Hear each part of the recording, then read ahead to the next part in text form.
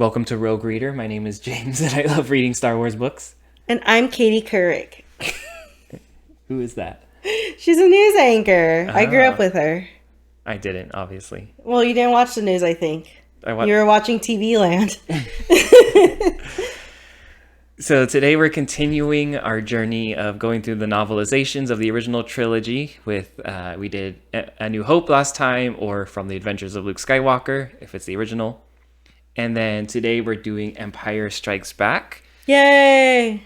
As I mentioned, these are just quick and easy ones to do while I'm spending time catching up on my backlog of Star Wars books. Boo. Last time with A New Hope, it was interesting to see how it all started with the very first Star Wars book and first impression of the film, but it wasn't necessarily, it was enjoyable, but it wasn't the greatest written either. So we'll see how the sequel holds up. Is the sequel... Well, you're going to get the I'm going to give you backstory. all the information right now. Sorry for jumping the gun. Or the phasers. Phasers. What do they use? The pew-pew. Blasters. Blasters. This was published in, God, I can't even read my things. January, February, March, April. It was published in... I did the same thing, don't worry. This was published in April of 1980. The film came out in May of 1980. So this came out a month before the movie. Okay. So it was not like 6 months like the last one, but it still came out first. I'm keeping all of my questions inside before I ask any stupid questions. So this is obviously the film with the big reveal that Darth Vader is Luke's father. And there's, of course, all these stories about false scripts being handed out, about the dialogue being different, and James Earl Jones saying different things in the recording. I am your brother. Originally, it was, I guess, like to hide it. Vader said Obi-Wan killed your father, and then they changed this, but this was just to hide the surprise. These are all these stories about how it was to hide this twist. But anyone who bought this book would have just had it. I was gonna say, because Yeah. I'm like when you were just saying that, like the iconic phrase, I'm like, why watch the movie? But you're gonna tell me why it's so bad. No, not necessarily. Well, think about it. There was no internet then. It wasn't like this would have been posted everywhere. You would have had to have known a very niche person who read this, like on the playground. You can't ask ChatGPT. No. So it's not like spoilers would get out. Like if that happened nowadays, I think this would be everywhere before the film came out. Yes, and that would be a crisis for the movie. So, yeah, it wouldn't have been the same situation exactly, but there were still people out there who I'm sure got like spoiled by their friends on Playground. This book is written by Donald F. Glut. I hope that's how you pronounce his last name. He's done a lot. He's worked on books, movie scripts, TV scripts, comic books. He has a love of horror. He works on his own little... Can I grab? Yeah, you can look at it. He works on his own like little horror style films. It was very interesting to research this guy and interviews about him. So this is a guy that has no problem saying that he works on things just for the money. As you should. Make your money. Yeah, but okay.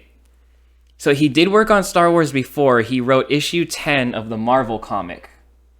So he wrote one issue of the Marvel comic, and that involved Han fighting this like giant like dinosaur thing, which he really loves dinosaurs. So that checks out. And who doesn't love But dinosaurs? it's Earth. Well, it's not, you know what I mean? It's not a dinosaur. It's like a monster thing. It's like a... Yeah, they're defining as a monster, but we see it as dinosaur. It's just a dinosaur-like thing, you know. Go on. He doesn't seem to care for Star Wars much. And from what research I could find, it appears he may have not like had a good time with this novel. So following this novel.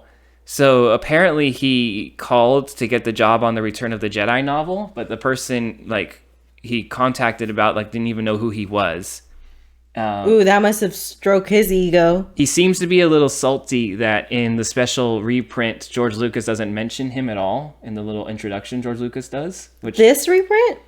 Well, this is the same introduction from a previous reprint. It's not even... I'm having deja vu. I feel like I said the same things I did. You probably did, but it's okay. But there's an introduction by George Lucas in here, and he doesn't mention the author at all. And the author is a little upset about that. In this one. Yes. But this But it has his name in the front. Yeah, is he just not happy that George he Lucas wasn't given praise by the creator? I think he was upset that he's not acknowledged at all, because think about it, this is an introduction to the book, and you don't even mention the author in your special introduction. And I can see that being a little insulting. Unless George Lucas hired someone else to write, which is even more insulting. Well, he talks more about his experience with the film and not the book. And I checked, it's actually the same in the Return of the Jedi novelization. That special introduction, he also doesn't mention the author. He does mention Alan Dean Foster in the introduction of the last one, but he doesn't. And going forward, he just talked about his experience with the film itself. Imagine if someone asked you to write an introduction for a book they wrote, and you did not even mention them at all. You just talked about yourself. That would come off as like a little rude. So I can see where he's coming from when he said he was upset that George didn't even mention him in the introduction of the book that he wrote. I don't know.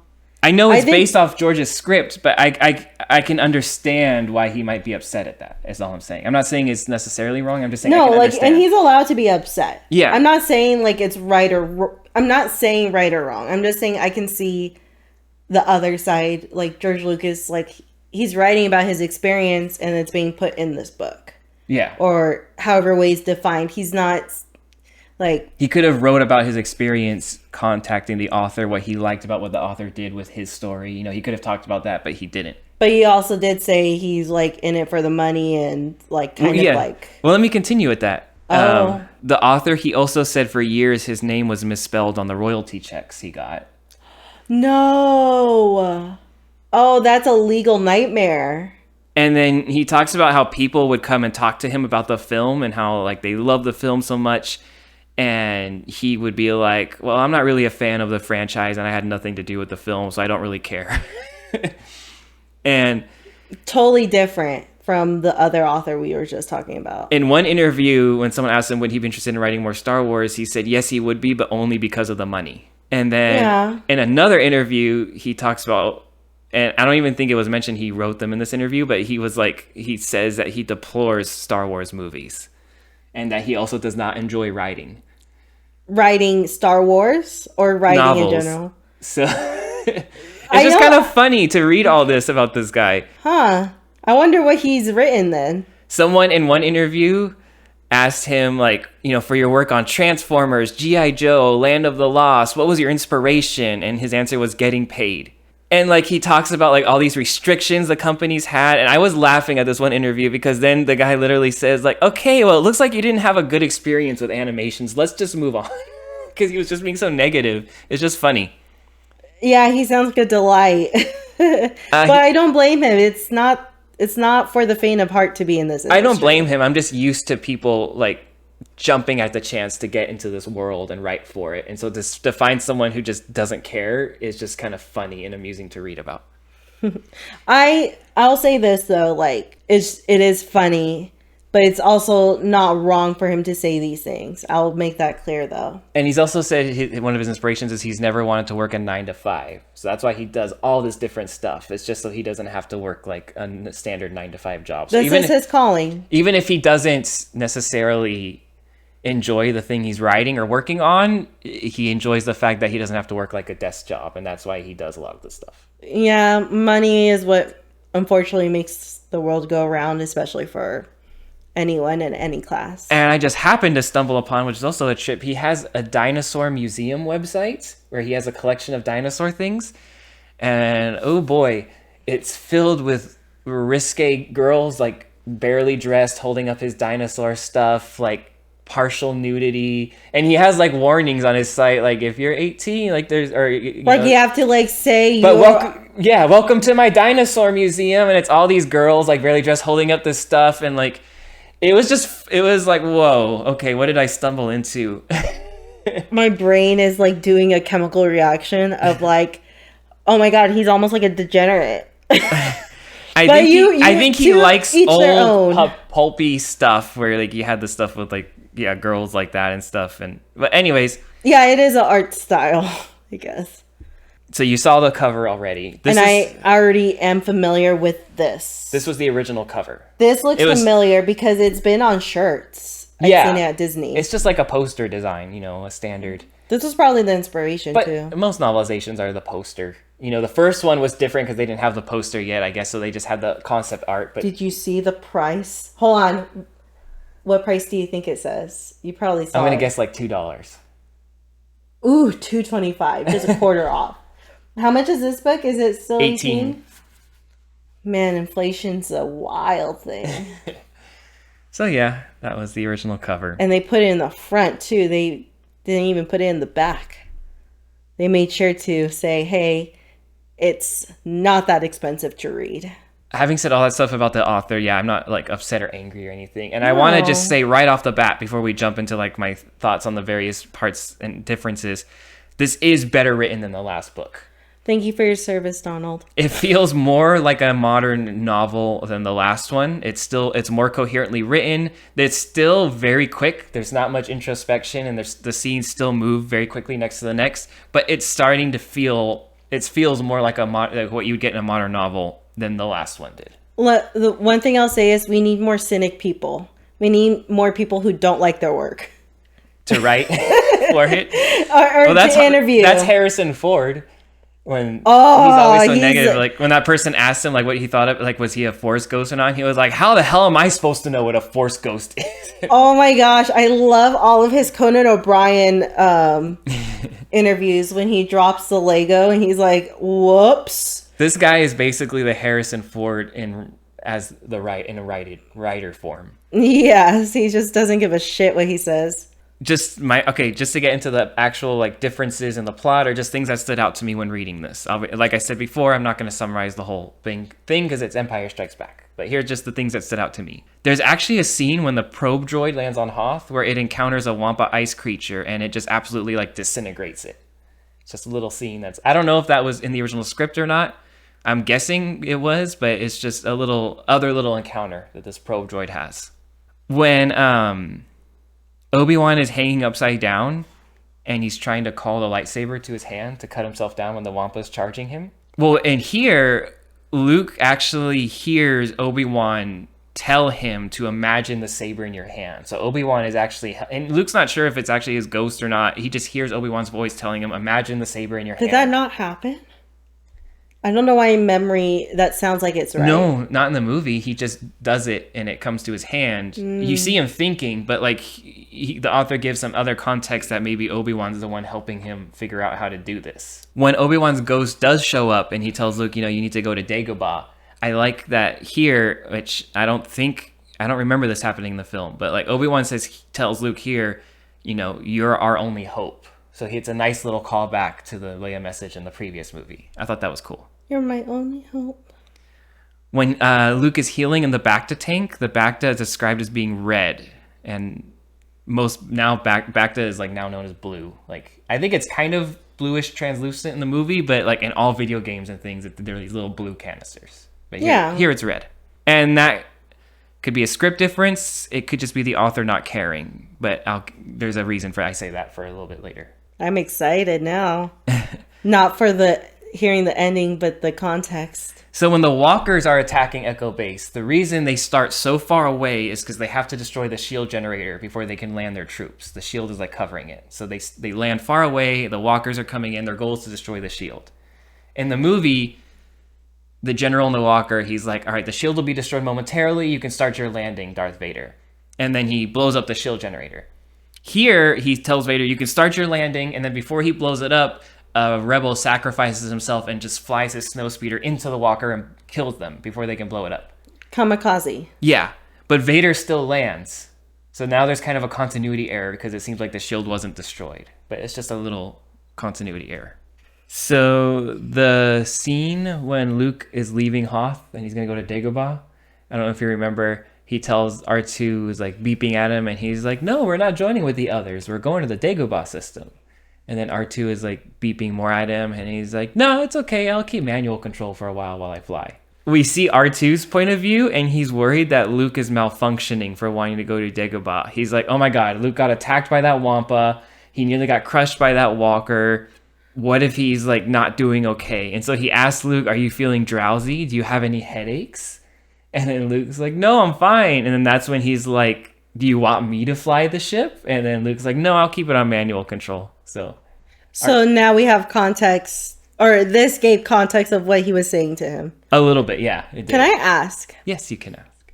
Does it in quotes say what R2D2 is saying, or is it like R2D2 like beeped asking him? It's more like that. Like you see what R2 is like showing concern. R2 is worried that this, and then he like beeps at Luke, and then so it's not like an English translation of him.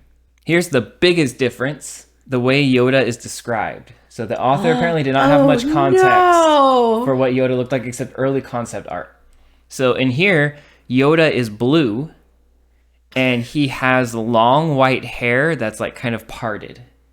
So imagine like Yoda the way he is, but he's blue and he's kind of got this like long white hair. That's what he looks like. I just need to hear if he's tall or short. Otherwise, he's like the same, I think. Okay. Pretty much. He reminds me of my abuelita. the Yoda that we know now. Uh-huh. And then let me get back a little bit more back to the Yoda scenes in a little bit. But so when Han and Leia first kiss in Empire Strikes Back, and they're like pressed together in like the Falcon, and they kiss, and then it's like C-3PO then comes and he interrupts them and she runs away. That's like how it goes in the movie. Mm-hmm. Here, he's not interrupted. They're not interrupted by C-3PO. They have a full-on kiss. They stop. Then Leia reaches in and kisses him again. And then she just runs away. She's like, oh, I kissed him. I think I'm going to go back and forth a little bit between Yoda and them because that's how the movie does. That's how my notes are just structured. But okay, so when Luke finally learns that this is Yoda, because Yoda's like lying or like misleading him a little bit, like pretending like I'll take you to Yoda, but like it's really him. Yoda's like, I can't. When he's talking to Obi-Wan's ghost, he's like, I can't teach him.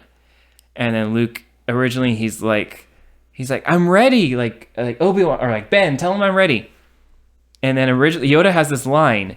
And now that I read the line, this is the first time I actually understood it. I realized I never understood what Yoda said here. So Yoda says, ready are you? What know you of ready? For 800 years have I trained Jedi. My own counsel will I keep. So when always I heard that, my own counsel I will keep, because obviously like I was such a prequel kid, I thought he was talking about I had my own Jedi council. That's what I assumed. No, he's saying my own counsel I will keep. I will consult myself on who I will train. So he's the council of one. It's an expression. Yeah. Like that's what he's really saying. And only after reading it do I realize that I've been misunderstanding that line all these years. Well, Yoda is not speaking correct grammar anytime either. No, but still, like, it's obvious now that I look at that. That's what it meant. So the part when Yoda is telling Luke, like, like adventure, like a Jedi doesn't crave these things. Like you're always looking to the future. Here, Luke responds to that and he's like, I was only following my feelings. And that's fair because that's what Obi-Wan is telling him to do in the first movie. He's like, trust your feelings. And Luke is like, basically he's like, why are you telling me that a Jedi doesn't do these things? Like, this is what I was told. Follow just my feelings. Putting the blame on someone else. Shifting blame. I didn't do it. He told me to feel my feelings. The scenes with Yoda are actually the most different. They're more there's more expanded. Like there's more stuff that happens, and it's actually my favorite part of this book. So, for example, when Luke is running around with Yoda on his back, Yoda will randomly throw these metal bars in front of him, and whenever he does that, Luke has to cut it in half with his lightsaber, or more than half. Yoda is like telling him like a real Jedi would have sliced that 18 times before it hit the ground, and like he'll keep doing little things like that. And then there's a scene where Luke is trying to impress Yoda and like kind of use the Force to jump over this like large body of water. And he totally fails and he just lands in the water and completely just splashes Yoda all over in the face, which is kind of funny. So it's not like a Eye of the Tiger montage? No, it's a little more expanded. When Yoda talks about, when he gives his speech about the Force and how it's everywhere and made by all living things, it's described that R2-D2 starts frantically trying to scan for it. Because he's like, what? It's like everywhere? And so now he's trying to like read it. So when Luke's X-Wing sinks in the swamp. He tries to lift it with the Force. He fails. There's that moment where he tells Yoda, like, you asked the impossible, and he walks away. That's actually not in here. When he fails to lift it, he just kind of he just stays there exhausted, and Yoda immediately lifts the ship for him. I'm kind of conflicted about this change because I do think the movie is kind of better in that he's like, you ask the impossible, and it's like showing how far he comes, where like he goes from like not really believing in himself or the Force to learning it later. But it also kind of makes him sound like a brat a little bit. So to have Luke? him, I think so, after everything he's already seen. So for him to, so I also kind of can see where the line shouldn't be there. Ultimately, I think it's better in the film where he says it, but it just made me think about it when I noticed it wasn't in here. All of the scenes with Yoda and his wisdom and training Luke, they really work great in written form. And like I said, it's a little different. It's a little bit more expanded, and it's my favorite parts of this book. It's like by far the best parts of it are just all the scenes with Yoda. Oh, let me read to you the description of Boba Fett. So this is, your fave? He's one of my favorites, but here's an early description. Like, how do you describe Boba Fett? All right, so he's describing all the bounty hunters. He gets to Boba Fett, and he says, he was dressed in a weapon-covered armor spacesuit, the kind worn by a group of evil warriors defeated by the Jedi Knights during the Clone Wars. What's interesting about this is, I think I talked about this briefly when I did the video on like explaining continuity. Before the prequels came out, it was assumed that whoever the clones were in the Clone Wars, they were evil. They were the enemy that were being fought. And then later, George made it that they were on the good guys' side.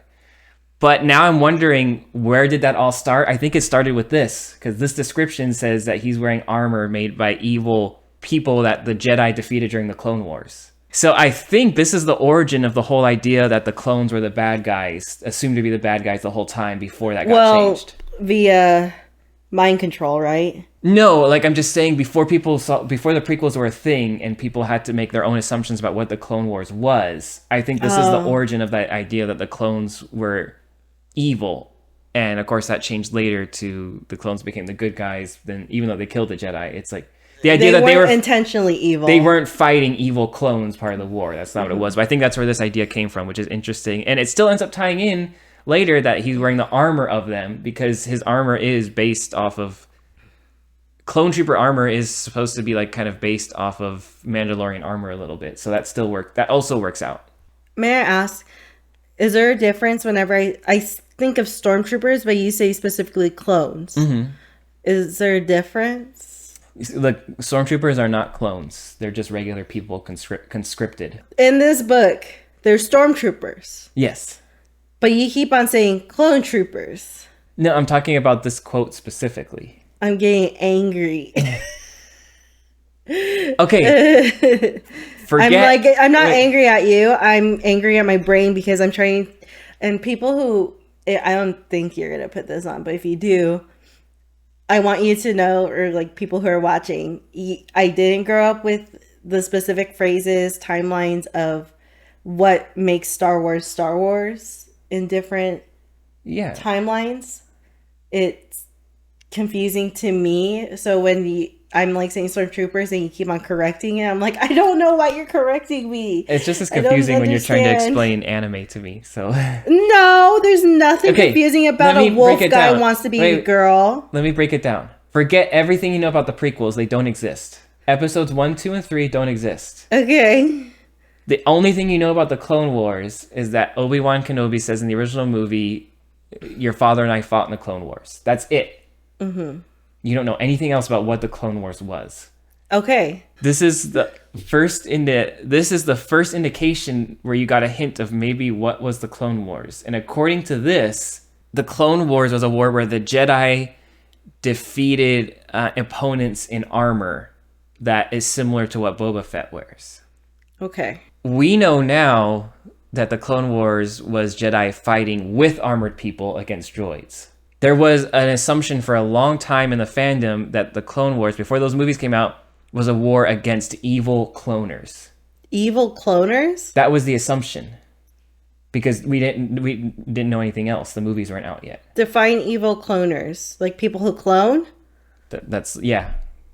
They're the ones in the suit? And they're evil. And like, well, we don't know who's in the suit. Oh, okay.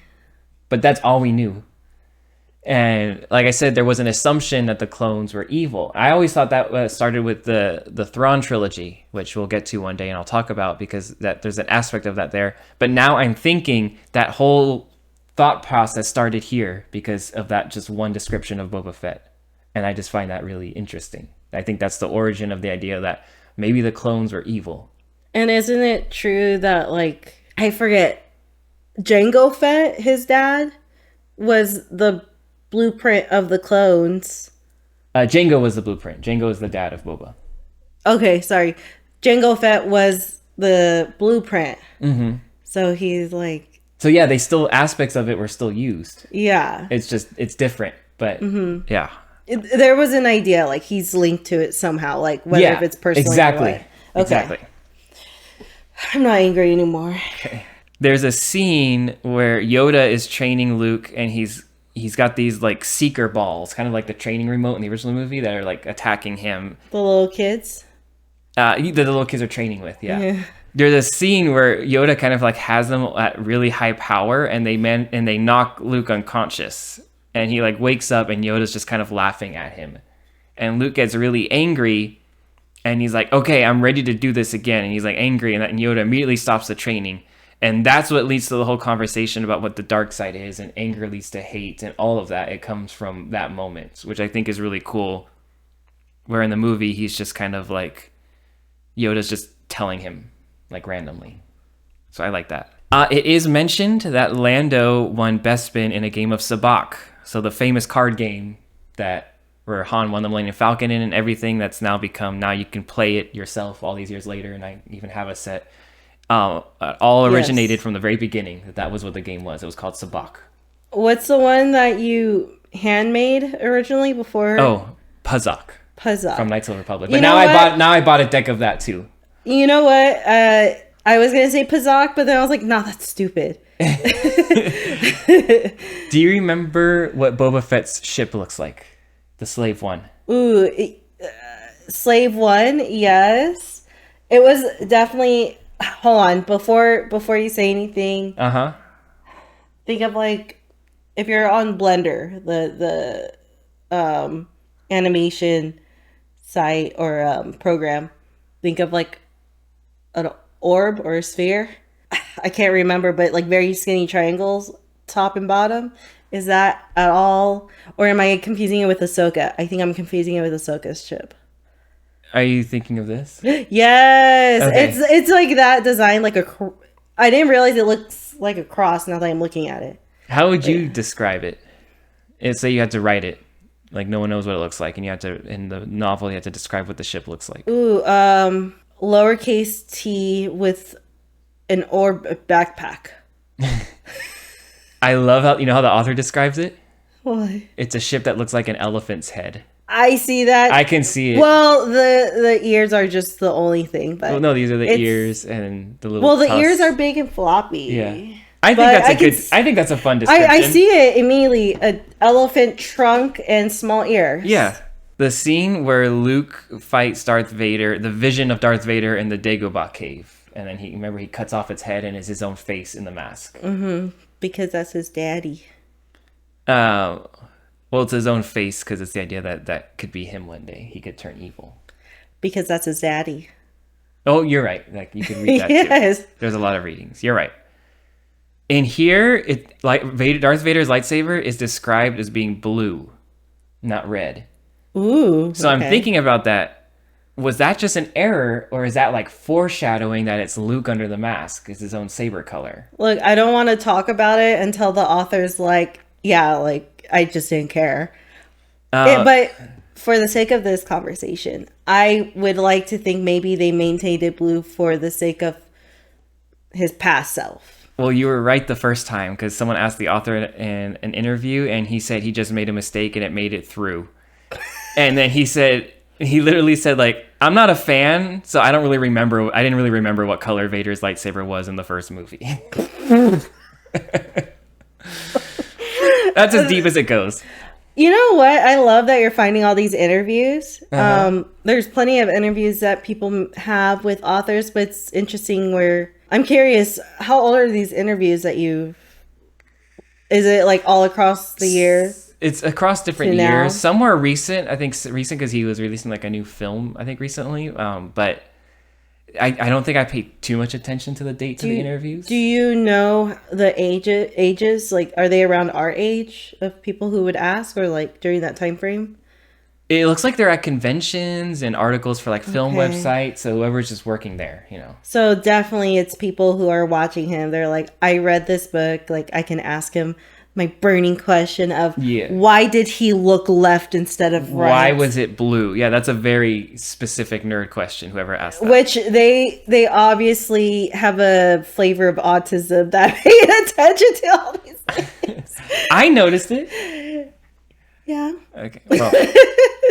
All right. This threw me off. Lando is described in the book as a handsome black man, and I immediately thought of Family Guy when Lois is like, "Lando, is that a system?" And Peter's like, "No, it's not a system. Lando's a black man."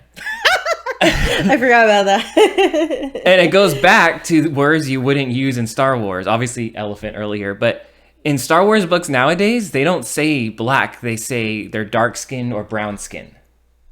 They never say like black. Oh, because there's no race or ethnicity that's similar to like Earth. They're just like, what Yeah, planet are you on? they're Are you just- Alderaanian or whatever? Or they're just describing, it's just literally describing, it's not like black is like a race. And I think the ideas in Star Wars are probably isn't race. It's just you describe their skin color. Oh, they're Or brown. species. They're brown skin or species, yeah. So that was just Human. interesting to read and stood out to me. That he's black? That word is used. Well, yeah, you did say that they're trying to steer away from like Earth-like words or phrases. Yeah, exactly. Or constructs, if you will. When Han and Lando first, I guess, reunite, you know, there's like this scene where Lando like pretends to like punch him and then like he gives him a big hug. Like that's not, he doesn't go for the fake punch in here. So I'm kind of glad they added that in the movie because it's a nice little personality. In the movie, when Luke has the vision of his friends being hurt or like being tortured on Bespin, like the next time you see Luke, he's getting ready to leave to go save them. But it's expanded more here. So he gets that vision. He doesn't leave right away. He's actually like cooking dinner for Yoda and he's like thinking about it. And then he's like distracted and Yoda attacks him with like the little secret orbs while he's distracted. And then he has a full restless night's sleep and he's contemplating like, should I leave? Should I not? So it's much more expanded in him like really considering more, should he do it? Where in the movie, it's just like the next scene, he's going. No thoughts. Well, it's pretty straightforward. Yeah, I like know. he's like conflicted, right? And it's just funny because I just get this.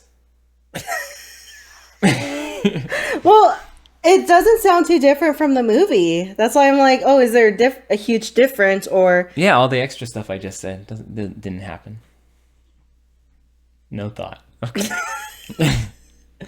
it's lack of memory of exactly because it's been years. Like we were just talking about it. I think the last time I saw these movies were probably like a decade, Yeah. almost. So definitely memories off on that.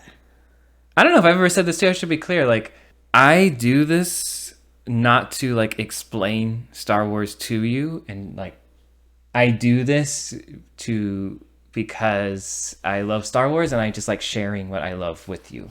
So it's not like I'm trying to like grill you and turn you into this super trivia person. I'm just like sharing things I like. So the famous "I love you" and then "I know" scene and Han is being lowered. It's that scene. I think there's rumors that scene was ad-libbed. I don't know if that's true, but we have the original version here and it is different. It doesn't happen when Han is being lowered, like in the movie where he's like, "I know." Right before they kiss, she says, "I love you." And what he says is, "Just remember that because I'll be back."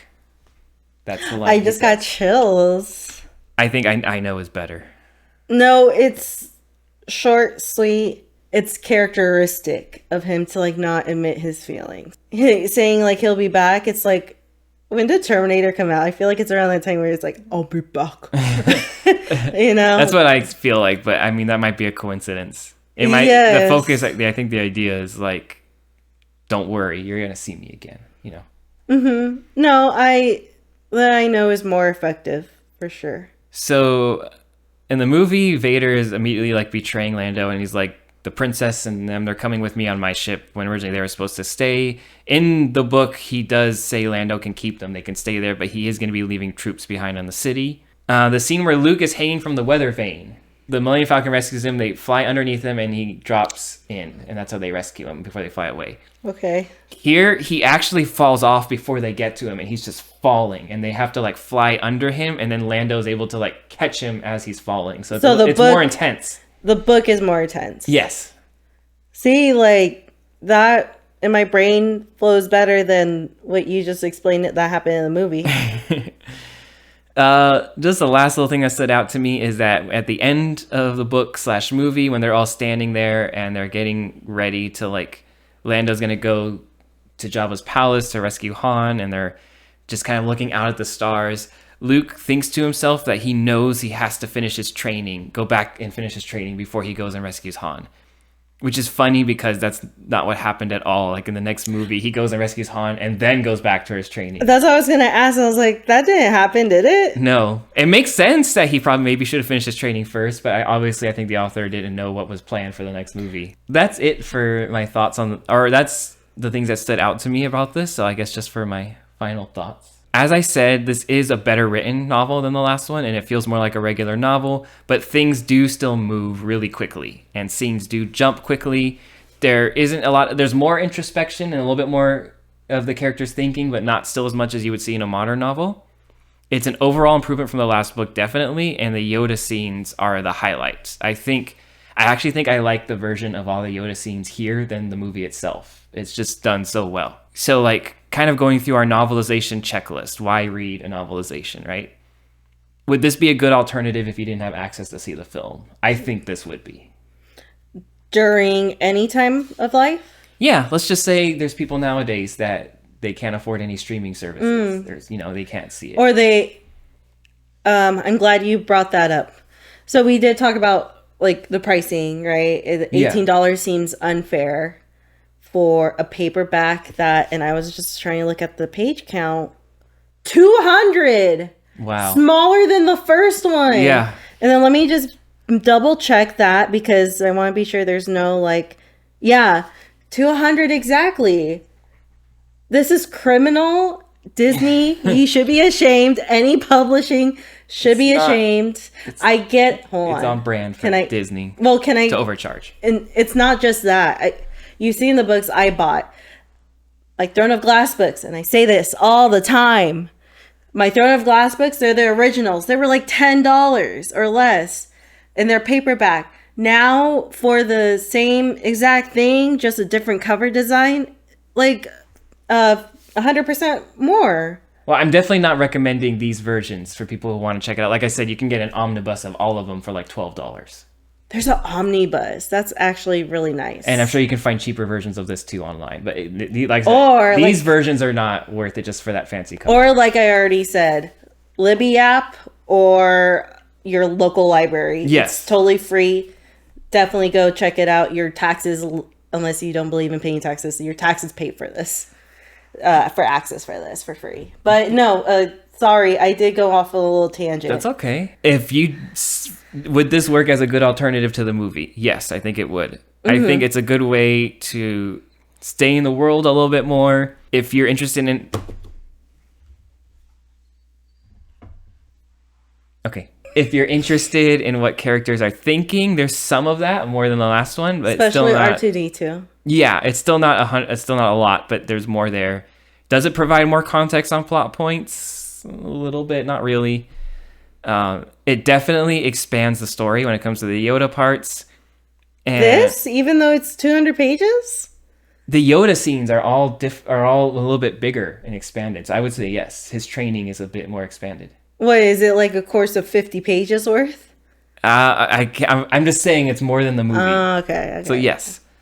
And if you want to pick it up to see differences in the script, it's not as much as the last book, but there are the differences. Obviously, the blue Yoda and some of the lines are a little different. So yeah, you could do it for that as well. I guess you have to add that disclaimer that this book came out before the movie, and there are some characteristics that may be beyond what you believe the Star Wars movies are. So If Empire Strikes Back is one of your all-time favorite movies, it's not.